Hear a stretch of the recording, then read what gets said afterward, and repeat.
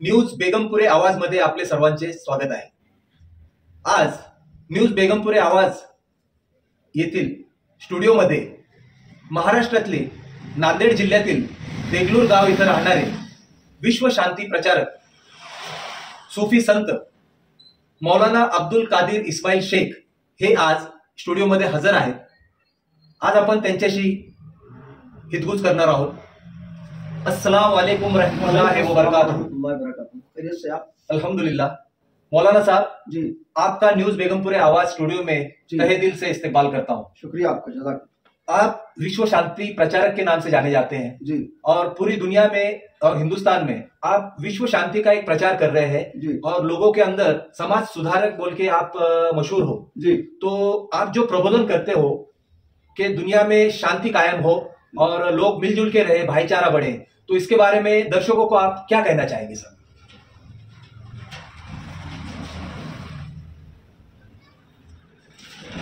अस्सलाम वालेकुम। अशहदु अन ला इलाहा इल्लल्लाह व अशहदु अन्ना मुहम्मदन अब्दुहु व रसूलुहु। अल्हम्दुलिल्लाहि रब्बिल आलमीन वस्सलातु वस्सलामु अला रसूलिहिन नबिय्यिल करीम। सामईन कराम, तमाम दर्शकों, भाइयों बहनों, नौजवानों और प्यारे प्यारे बच्चों, इस भारत के सभी निवासियों को मैं अमन और शांति का पैगाम देना चाहता हूं कि हमारे देश में शांति कैसी स्थापित हो सकती है। शांति स्थापित करने के जो उसूल और उसके जो तत्व हैं, वो तत्व, पहला तत्व तो यह है कि जब तक कि सब इंसान मिलकर एक अल्लाह, एक परमात्मा, एक ईश्वर की जब तक उसकी इबादत करने का ये इरादा नहीं करेंगे सब मिलकर, जब तक कि अमन और शांति इस हमारे देश में स्थापित होना बहुत यानी कि मुमकिन नहीं है। इसके लिए हमको इरादा करना पड़ेगा और सबको इस विश्वास पर और इस श्रद्धा पर आना पड़ेगा कि हम सबका अल्लाह, सबका गॉड, परमात्मा, ईश्वर एक है। जैसा कि कुरान करीम के अंदर अल्लाह ताला फरमा रहा है, बिस्मिल्लाहिर्रहमानिर्रहीम, लौ काना फीहिमा आलिहतुन इल्लल्लाहु लफसदता। अगर एक अल्लाह के सिवा दो अल्लाह होते तो आपस में झगड़ा हो जाता। एक अल्लाह कहता कि सूरज निकालना है, दूसरा अल्लाह कहता चांद निकालना है, अल्लाह कहता कि जो एक के घर में लड़का पैदा करना है, दूसरा अल्लाह कहता नहीं, लड़की उसके घर में पैदा करना है।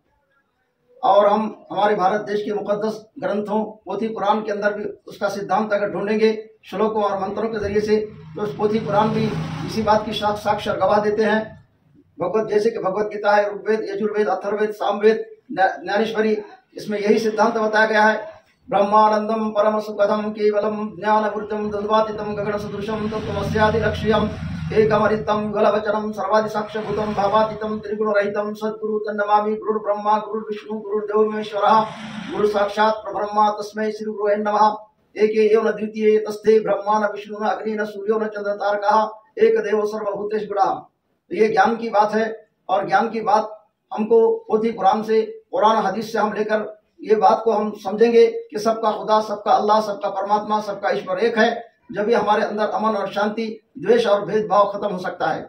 जब तक हम एक ये नहीं सब, जब तक कि इस बात के ऊपर, इस विश्वास पर जब तक हम सब एक मिलकर नहीं आएंगे कि सबके लिए ईश्वर सबका एक है, सूरज सबके लिए एक है, क्योंकि सबका ईश्वर एक है, इसलिए उसने सबके लिए सूरज एक ही जो है तो निर्माण किया, सबके लिए चांद एक है, आसमान से पानी बारिश बरसाता है, वो सबके खेतियों पर और सबके जो है खेत पर बराबर बारिश बरसाता है। सबके लिए सूरज एक है, चांद एक है, जमीन एक है, आसमान एक है, और सबको जो है वही रोजी और वही सबको जो है पालता है और वही सबका जो है तो पालनहारा है। ये भगवत गीता के अंदर भी इसका तस्करा किया गया है कि एकेव न द्वितीये तस्ते ब्रह्मा न विष्णु न अग्नि न सूर्यो न चंद्र तारकः न काष्ठे विद्यते देवान पाषाण नवरमय भावे न विद्यते देवा यद्भावं तद्भवति। कुरान करीम के अंदर और सैकड़ों आयतों के अंदर अल्लाह ताला फरमाता है कि वल्लाहु लज़ी ला इलाहा इल्ला हुव आलिमुल गैब वश्शहादति हुवर रहमानुर रहीम। कि वही अल्लाह है जो गैब और शहादत का जानने वाला है, गैब और शहादत का सबका इल्म है, वही एक अल्लाह है और उसके सिवा कोई इबादत के लायक और इबादत के काबिल नहीं है। एक ही अल्लाह की सबने मिलकर इबादत करना, तो जब इस हमारे देश के अंदर, हमारे मुल्क के अंदर शांति स्थापित हो सकती है और इसके सिवा दूसरा कोई मार्ग नहीं है।